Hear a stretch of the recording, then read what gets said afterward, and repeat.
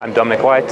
I'm the CTO at Sensepost. I'm involved in ITWeb's technical committee. Have been for a couple of years and been attending for about 10 years. It's pretty much the biggest information security event in Southern Africa, and it's got some longevity to it. It's got some nice history, so I think it's really important just in that it has a lot of people coming together to have discussions. I think there's also an ability to fly international speakers out to South Africa. It's quite difficult for us to fly out to places like America to go to the big talks there, so it's a way for us to get access to those kinds of talks and ideas.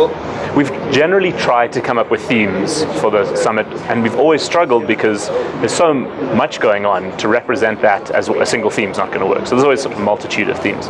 I think the summit's matured in that it represents what's important more than it used to. So I think in the beginning it was most about getting big name speakers out to talk. It then sort of got to a place where we were talking about stuff that was coming down the line, which was maybe a little too future looking in some places, but in other places I think it was good. And now we're in a place where it's kind of a nice balance of what's going on now and what's coming down the line. There's been a definite move over the years from focus on kind of governance and detection, very vendor-driven messages, through to more of a what's important, what should you be doing.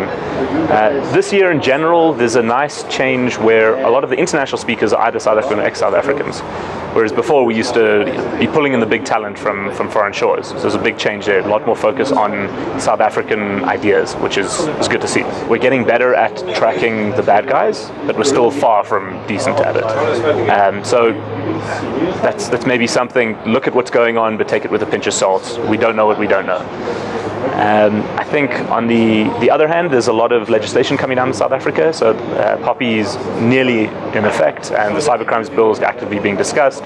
We've just had the draft bill this week about the national key points stuff promulgated from the police.